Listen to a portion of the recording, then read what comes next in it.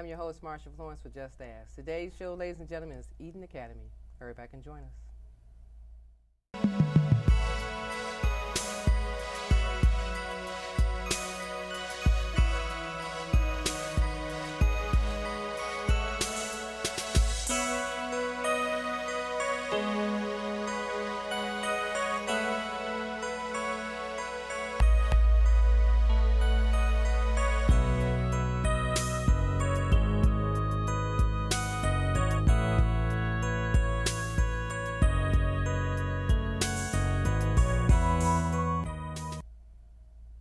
I'm your host, Marsha Florence with Just Ask. Today's show, ladies and gentlemen, is Eaton Academy. And we have with us Head of School, Pete Pullen, and Director of Communications, Don Fraser. Good morning, you two. Good morning. Good morning, Marsha. Glad to have you here. Glad to be Glad here. to be here. Good, good. Now, this is a unique piece for us today. We're talking about a school, okay, which normally is something we haven't had a chance to do, but Eaton Academy has a lot of interesting information that we want to share with our viewers. So we want to start off with you, Pete, and can you tell us about yourself? Well, my name's Pete Pullen. I'm the head of school of Eaton Academy. I've been at our school for 10 years now. Our school serves students with learning challenges in grades 1 through 12. Our goal is to give them everything they need to be successful in life and to move beyond what their learning difference is and really go to the place where they really want to be, and that's their full potential. Okay. So your history of work is actually in education? It has been. I've been in schools all my life. And have always been a champion of that student that needs a little extra but has all the potential in the world to be the very best. So Eaton has a very special place in my heart. All right. And Don, tell us a little about yourself and your role. So I'm Don Fraser. I'm the Director of Communications for Eaton Academy, and it's a role that I've just grown to just know and love the students, the staff, the teachers. It's a very special place, as Pete said. And this year it's really exciting. There's 205 students, the largest enrollment in the school's 27-year history. Wow. So the school is growing, and that means we're helping and serving more students and more families in southeastern Michigan. So that's really exciting too. Okay. Now let me ask you this, and Pete, you probably can answer this. Pretty much, how does one come into contact with Eaton? How would one discover the school? Oh, it's so many different ways. First, probably our biggest way that people find us, the easiest, is actually from another parent. Parents of different learners really find ways to come together because their experience is shared. So we get a lot of referrals from our parents. We also get a lot of referrals from psychologists who are working with different learners. We do actually get recommendations from teachers across the state of Michigan from time to time that really know of our school and know that we have something unique to offer different learners that maybe a larger school doesn't. Okay. Now your classroom settings pretty much are how many students per classroom?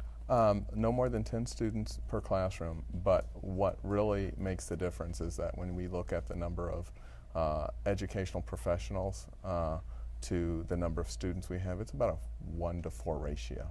Okay. So for every 4 students, we have a professional that's finding a way to tap into that student's inner strengths and find that success they need. That's good. That's good. I mean, students pretty much get better grades to me if they have more one-on-one with. Do you call them instructors, teachers? Do they have? We have various teachers at our school. We have specialists that focus primarily on literacy, reading, writing, speaking, listening. We have teachers that focus on the social emotional side of education. Okay. We have teachers that focus primarily on mathematics and the specialties that a student needs in order to really understand it, especially a student that struggles and has a math disability, if you will. They need instruction delivered in a very specialized way. And all of our teachers go through extensive training in order to be really equipped and ready to meet the needs of really complex students. Okay. So Don, in your role, I know you come across a lot of parents and instructors and stuff that somehow have to come together on the terms of what they think their child needs. Right. So how do you deal with that? Well, I think parents, like Pete said, find each other and find support. One thing that's really helpful at Eaton, too, is we have a very strong parent support organization. So we embrace the entire family. So the students are getting the direct, support in the classroom from the teachers and the staff in the building. The parents are getting an equal opportunity for support with lots of different parent education seminars, parent support groups, lots of family events, and Eaton really is a family, as a community. So the 200 families and our alumni, everybody really sticks close together, supports each other, and has a lot of fun too. That's good. That's good. Because ideally, you want the support of the parents to help the children get to the next level, and the parents want the support of the school to make sure that the kids get to the next level. Right. So how does it, when you come to your recreational activities and things, how are they developed? Well, there are lots of different events. We have, like a Halloween event, there's a bingo night, those kind of events. There's sporting events. Eaton has a no-cut policy for all of its sports teams, so anybody who would like to play in the sports program is encouraged and has helped to develop their skills. And parents come and support their children and have a lot of fun at the school as well. Okay. I know we had a chance to come and visit Eaton, and I was enlightened by the art room and the instructors in the art room, and how, now did the children have iPads or something? I was noticing something different about how they were utilizing iPads and everything to keep up with the instructor, whereas they could actually look and see what he was drawing and follow it. So the children have a lot of technology. We do. We have really two major forms of technology that we use. First, assistive technology, and that's the technology they need in order to accommodate their learning difference. So we have software that reads to students. We have technology in which the student can speak and it will write for them. Great. We have technology that will pop up and show them definition of words. And we just recently invested in an iPad program. And what we know about different learners and touchscreen technology is there's truly a connection between the touchscreen manipulation and their comprehension of information. And science, we don't really know what it is, but we know it really affects them in a positive way. So we recently launched that, and I think it's helping in so many ways. I'm sure. I can tell it's taken off. Yeah. Well, we're going to go to break. Now, ladies and gentlemen, when we come back, we have some nice footage of Eaton Academy. We'll be right back. Until all our daughters are safe. Until all our children have families. Until all our families have homes. Until all our parents are cared for. We'll be here.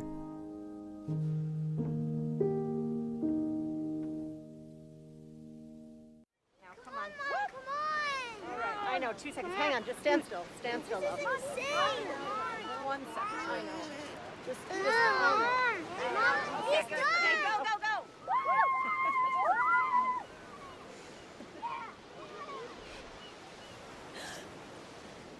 No. Boys, hang on. Boys. You don't have to be perfect to be a perfect parent. There are thousands of children in foster care who will take you just as you are. And welcome back to the second half of the show. Now, if you are just now joining us, we have with us Pete Pullen, head of school, and Don Feza, director of communication. Now, ladies and gentlemen, if you don't know about Eaton Academy after today, you will. And those parents who are seeking schools for your school children, ages, what, 5? 5 to 18? 5 to 18, you just may want to check out Eaton Academy and learn more about it. Now, we left off with some pretty good information here. I wanted to ask a question in particular. What is early intervention and how important is it? It is really important. What we know about students that learn differently is that the earlier you can begin intervention, in particular reading, the faster and better chance that student has to move to the level that they should be at regarding their reading ability. But that said, the most important, what's most important is intervention. Get help. That is the most important thing. Everyone actually can learn to read at the level that really fits the way that their brain is wired. And it's so important that people understand that reading has absolutely nothing to do with intelligence. It's simply your ability to break a code full of symbols and letters and squiggly lines, and teaching your brain to understand that. So now, not to ask, but students who have dyslexia, parents find it hard to figure out when the child was developed with dyslexia or anything like that. Is there a particular mode or model that you guys have? Because I heard you say something about the different tools that you use. What we use is what is called a multi-sensory approach to reading. When students struggle with reading, their phonemic and phonic awareness is not necessarily designed to understand how reading is taught in traditional schools. So we understand that. So we use all of the senses to teach reading: touch, sound, movement, to pick up the beats and the rhythms of how words are put together. And that's truly a multi-sensory approach to reading. We don't exclude the phonetic awareness and phonics. We build in those other components so that student can really use all of his senses to enhance that phonetic piece that's just not there. Right. Okay. Because sometimes I think parents seem like, oh, I don't know why she's not reading. You know, she should be reading at this level or this age and stuff. And sometimes, like you said, the phonetics of words don't match up within the brain, and it could be dyslexia or it could be another learning curve. But the parents getting frustrated because they see their child every day and they can't see that the problem may be something internal. And, you know, when they discover it, they're in shock. The most important thing is to seek out testing and evaluations. Right. And every school, public or private, will provide that if there's reason to believe that student is struggling. Any student that's not reading at quote-unquote grade level, that's a strong enough signal to earlier intervention with assessment. Right. That's a good one. Don, I see you have some devices here. We didn't want to startle our viewers and say all of a sudden we have a big green ball. Tell us about some of these things that you've got. Well, as Pete mentioned, we use a multi-sensory approach really in all of the classrooms. So it's not uncommon to see a ball chair and to see students who may just benefit from a little bit of movement and kind of using the chair to kind of center themselves, and it's just becomes part of their classroom experience. One motto at Eaton is every student gets what they need, and that is different for each student. So while this may work for one student, it may be distracting to another student. Okay. So our teachers work hard to really find the tools and the techniques that work for each person. So they can have a traditional chair, or they can have a ball chair, or can they relax on the floor or the carpet? Sometimes, certainly. So, you know, sometimes we have bean bags. There's all kinds of different cushions that can go on a chair that might help them. So it's truly whatever works for the student. I didn't cut you off, but teachers nowadays, or traditional schooling nowadays, should realize you still can learn no matter how relaxed you are physically. Right. If we struggle with, years ago that you had to sit up in a chair, you had to sit up straight, but it didn't mean you learned any different, Right. So now I understand that, if a child has choices, he or she still can maintain the learning skills. They're just more a relaxed physical state. Okay. Right. Tell us about a few things you have here. Again, just fidgets. Some kids might benefit, some students might benefit from just kind of squeezing something, having something, a little movement, some little sensory input. Okay. They're listening to the teacher, taking in information, and this just helps their whole body better understand what they're learning. When we were in school, it was a tapping of the pencil. Okay, And so I now would, it's a squeeze. and I would just add to this is that the ball chairs and the fidgets also help students with attention challenges, and that's a pretty, it's an issue that a lot of teachers, a lot of parents are addressing in the home, a student that is not focusing. Okay. And what we know about attention deficit is that it really isn't that at all. Right. It's actually their ability to pay attention Right. all the time, and they don't actually have the mental energy left to pay attention. So what do we do when we don't have? We get fidgety. We get fidgety. Right. These are devices to make sure the movement is controlled in a classroom. The student's not getting up. The student's not rocking their chair. They're rocking on a ball chair. Our students will actually, we teach them to advocate for themselves. They will go up and grab a fidget.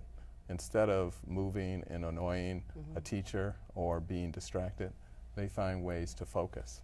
Okay. And Well, I tell you what, we're going to watch some footage, and I know this ball chair is in this footage, so Don, let's focus in on the footage from Eaton Academy. So ideally, the ball chair is to make the student comfortable. Right. So as you can see, the student, uses the ball chair in place of a regular chair or a traditional chair, and is able to function, work with the teacher, answer questions, interact with classmates. At Eaton, again, the classes are small, 10 students or less. Each teacher has a microphone, a phonic ear, so there's speakers in the classroom, so there's surround sound. Again, for attention, you want the teacher's voice to be louder than any other sound in the classroom. So the surround sound helps in that respect as well. Okay. Each classroom has a smart board, so there's the interactive capability in each classroom. We also have some very unique teaching ideas. In this classroom, there's kind of a coffee time. It's really, I think, water or tea or something. Okay. But the kids, and this is a composition class, talking about their writing, and it's just a more relaxed. There's snacks on the table this day. The kids are relaxed, talking to each other about their writing and sharing information, sharing what they've written, and it becomes a little more, they're able to share and feel more comfortable. Now I noticed the iPad, and one student's writing, and the other student's using the iPad. Again, So that's students- optional? Sure. And Okay. they may be working on completely different assignments. They may be working on the same assignment and choose, to use pen and paper versus their iPad or a computer. Okay, all right. And there's my favorite art teacher. So with the art teacher, I'm sorry if you call them teachers or instructors, but in the event you have people that do things that are structured outside, so the children with the birds. Again, Eaton has hands-on learning opportunities every day for students to have a chance to really interact with the subject matter. This life Now, science those unit. are baby chicks? Those are baby chicks. So they Okay. hatched in the lower school primary classroom from eggs. They watched them for 21 days, and every day came in to chart if the chicks were starting to break through. It was very exciting when Wow. they hatched. I think there were 5. And it's truly, as you can see, hands-on learning for Where's everybody. their mother? Where's the chick's mother? The question is, are you away from your mother? Okay. All right. So, and I'm sure that has to be enlightening to have livestock, or I shouldn't say livestock, but something actually being born, Right. and the children get to monitor it and see how it goes. Okay. That's really It's unique. very unique and very exciting for the kids. The other unique thing about that life science unit is a 6th grade student is our resident expert, so he came into the classroom daily to check on the progress and to help provide a little extra support. So it's Okay. Okay. All right. Well, you guys have a variety of things to keep all your students inclusive. So pretty much now, since the grade level is from grades 1 through 12. 1 through 12, does that mean that all the type of service you have are interactive with all the students?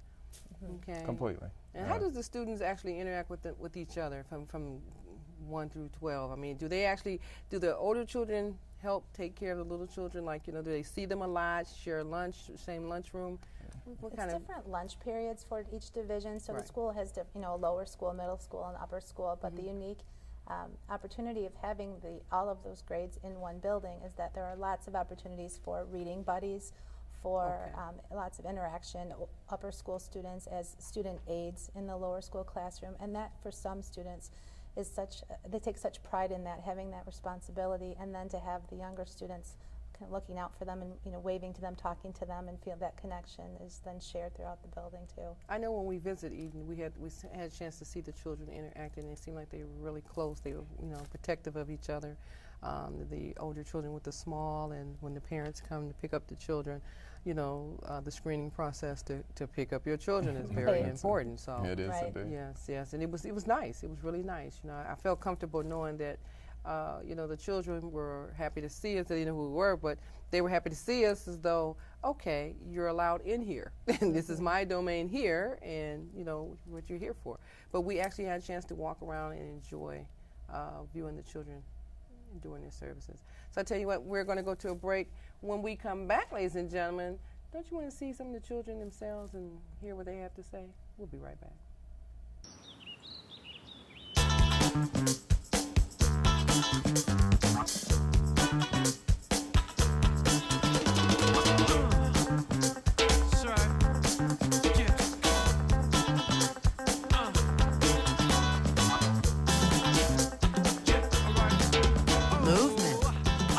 Weight loss, it's one of the many ways to fight osteoarthritis pain. For more information on managing pain, go to fightarthritispain.org. Visit boostup.org and take the first step. And welcome back to the last half of the show. Now, ladies and gentlemen, I've had a full day today with Eaton Academy, but we couldn't go without saying something to two of Eaton's graduate students, Julian Van Helderman and Tyler Kramer. Hey, guys. Hi, how are you? Glad to have you on the show. You too, thanks for having us.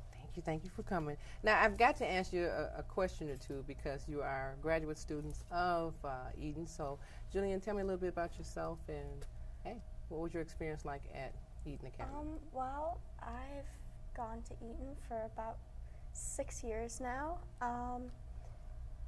And I've really developed. I used to do crafts with glue and everything in the desks, and now I'm actually able to sit and focus. And I'm off to Michigan State in the fall, pursuing, don't know whether I'm going to do medicine or law yet, so. Okay. Well, I did get a chance to see you in a video clip with some of your artwork. Yes. So are you going to continue to do your artwork as well? Absolutely. It's one of those things that I just can't let go of. Okay. All right. Well, send us something. We'll keep it on display every time. All right. All right. Now, Tyler, tell us a little bit about yourself and your future plans.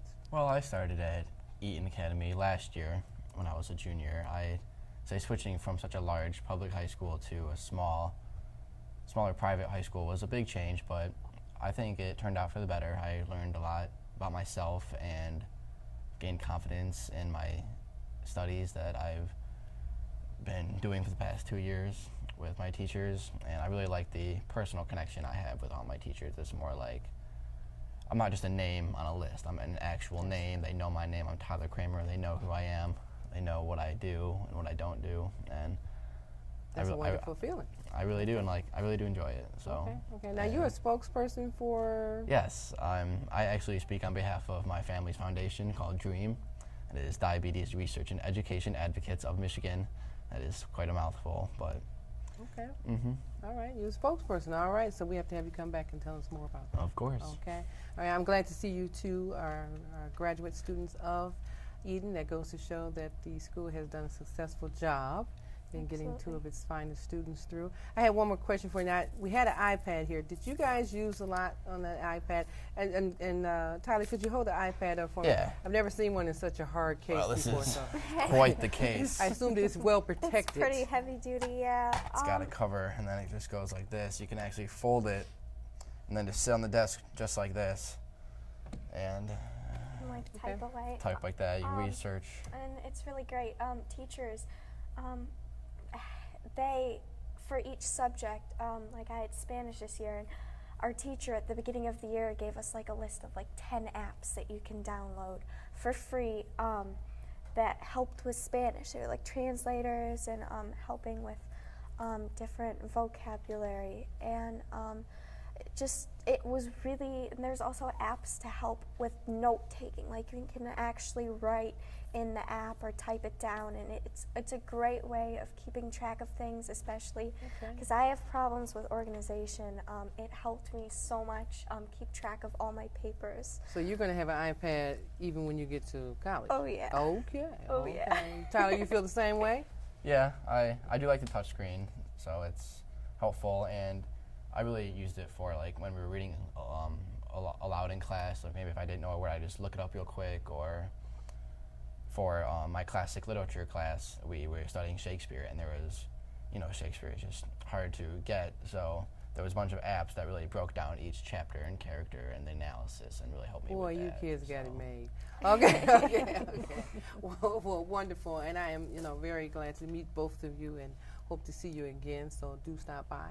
okay, and let us know how you're doing, and send me some artwork. Absolutely. Okay, okay. Well, I can't tell you, I mean, Pete and Don, we had a great day today, and anything else you want to tell us before we wrap up? Probably, I don't want any family out there to feel that they can't go to a place to get minimally information, and that's what we'll do.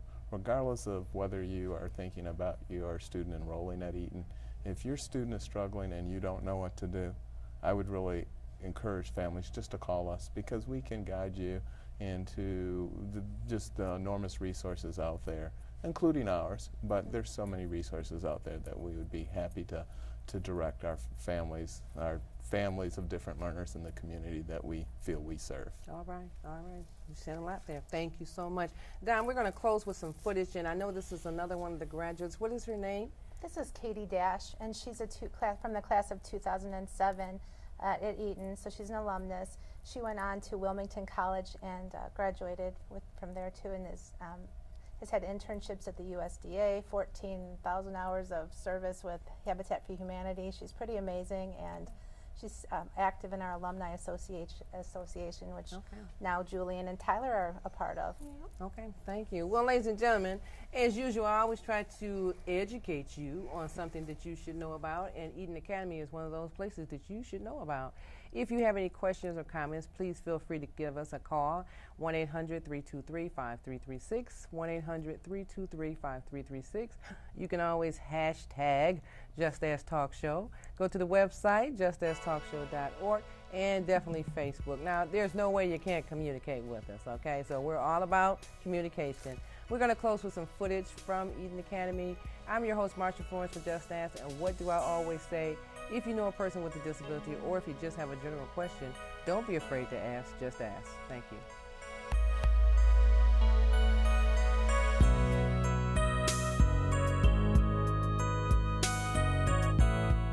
When I was in public school, I was always different, and I was always being sent to the student center and leaving the class, and people are, what are you doing? I remember in public school, I used to, oh, she's going to the stupid center. It wasn't called the student center. That's what kids would, tease you with. And so I was afraid completely leaving my high school and coming to a different school altogether that I was really going to be made fun of. But in reality, I'm still friends with all my same friends that I had in, middle school and elementary school, and all my, lifelong friends, but I made a family here. I still talk to everybody here. I know all my teachers, I still talk to them. Even when I got out of college 4 years after, almost 5 years after I graduated here, all the teachers, do you have a job? Do you need help? All through college, anything that I would ever need, it really is like a family. The funny things that I learned when I was here, which is something that I would have never known, is I actually used a clear blue sheet of plastic, and I put it over anything that I would read, and it would actually help me read better. So anything that was in blue seemed to help me a lot. I used a lot of different programs on the computer to help with typing that I could, I always had this problem where I felt like it was all in my brain, but I could never get it out, on paper. And so being able to speak and put it out, on the computer that way, and it just type it all for you. I mean, it was fantastic. And I actually used that same program all the way through college. So it's a lot of fun. The coolest thing I think that I, took from Eaton was when I did graduate here. I mean, the outside world it's totally different. Not everybody, has a learning disability, but I had the education, because not only did I learn about dyslexia and ADHD, I learned about all the other different learning disabilities. And to meet people when I was in college and to be able to talk about that, I'm like, oh, why don't you try this? Like, it was a lot easier to talk about. And it was really neat to meet people like that and then to sort of have that connection.